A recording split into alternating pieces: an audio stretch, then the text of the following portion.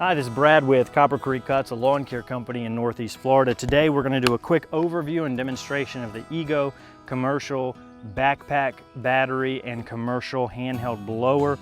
If you're at all interested in battery equipment or Ego equipment in general, make sure you check out these videos. I've been doing many videos on this whole platform, from the reason why you won't buy it, to my first impressions, to a full review, to a look and demonstration of each product. So definitely check those out if you're at all interested in more information. Now, as far as timing goes, I'm filming this right after I used the Ego hedge trimmer, which again is one of those videos up there you can see. I'm gonna use this blower to push out the hedge clipping debris from the walkway into the yard where the mower can mulch it up. Well, actually first, before that, let's go ahead and go to the workbench and take a look at some of the features of this blower, how it works. Go ahead and plug it in. You can see here that you do have an on-off switch. So what that does is control this trigger right here. If it's off, you can't pull that trigger. Aside from that, there's no safety or anything. It's just a blower, so it doesn't really need it that much. These 4 buttons will indicate your speed. You change these while the throttle's depressed. You'll cycle through. This thing is variable too, so if you just squeeze it a little, it's just gonna come on a little. If you floor it, it floors it.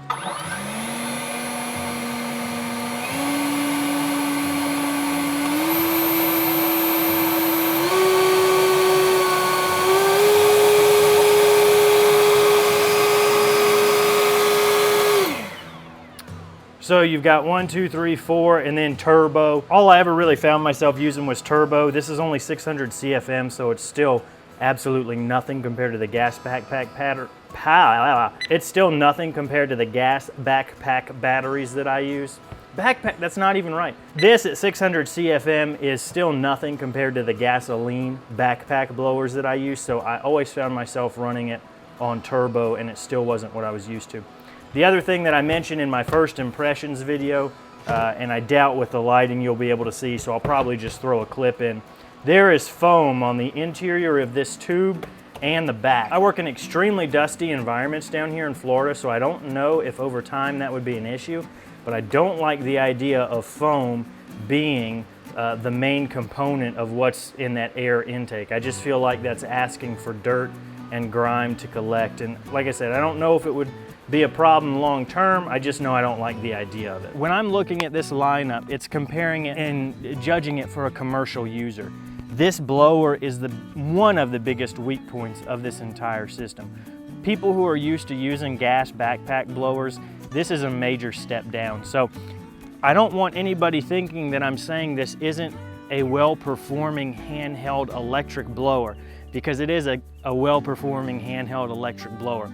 The issue is that even a well-performing handheld electric blower, how many times can I say that in this video, is nothing compared to the output of a gasoline backpack blower. I know some people, if all you're doing is, let's say, weekly maintenance, and you've got real tiny driveways that you're just blowing grass clippings off of, this may work great for you. For me, I live in Northeast Florida, and there are a ton of yards I have that are nothing but sand. And when I edge, there's it looks like an ant tried to build its hill, you know, on the edge of the concrete. There's a thick strip of sand. This thing takes forever to move sand. It just can't do it. And I'm not exaggerating. That's a large portion of my yards down here is sandy yards. Even on the ones that aren't, if I'm edging every other week and there's a lot of dirt that's getting kicked up on the driveway, this thing struggles to do it. If you don't edge every week, if you use a string trimmer to edge, if you don't edge properties at all, this may work great for you, but that is the biggest hiccup in this entire platform, is the lack of power that this battery powered blower offers. I know on one of the review videos that's out there, somebody, he let his guys demo it, and he even said something to the effect of, so is it fair to say that spring and fall you're gonna be using your gas blowers, and then the rest of the time you break this out and put them up? And they were like, yeah, that's fair, which, this is $2,000, okay? This backpack battery's $1,300. The charger for this battery, if you don't own one, is another $200. This blower is $400. Nobody in their right mind is gonna spend $2,000 on a blower that you only use part of the year. It's never gonna make financial sense, right? If you want to get on this entire platform and add the string trimmer and the hedge trimmer, that's another $800. So you're looking at right around 3 grand after tax to get into this system. That's why I say, I don't want it to seem like I'm bashing ego, but this is just not a good fit for a commercial guy. Let me say it back. In my opinion, I feel that for 95% of people who do this commercially, and probably 75% of people who do it as a side gig, this is gonna be really underpowered. Anyways, that's my 2 cents on that. Let's go ahead and take a look at it, pushing everything out. I'm hoping since it's mainly on concrete, it should do pretty well. But I haven't been thrilled with it. Blowing off my driveways after my services, and a large part of it is because it just doesn't move sand and dust very well. And even the stuff it does move well, it still doesn't move as well as the gas-powered backpack blowers that I use, which costs me time, which costs me money. All right, now we'll get to the blowing. Another thing I don't like is that for turbo, you have to squeeze with both your fingers and your thumb. That seems like a small thing, but it means that you're gonna have a lot more stress on your forearm because of the fact that you're now gripping all the way around. You've got to grip just like this. You're pressing down with your thumb and pulling with your fingers. The other thing too, because this is all in line, there's a, I wouldn't say significant, but there's a noticeable amount of force backwards. For every action, there's an equal and opposite reaction. For this fan pushing that way, it's pushing this back. And like I said, it's not significant, but you can feel it. And what that means is that now you're gripping this thing a lot tighter and you're fighting it. You get more fatigued using this than if you're just moving a tube from a backpack blower.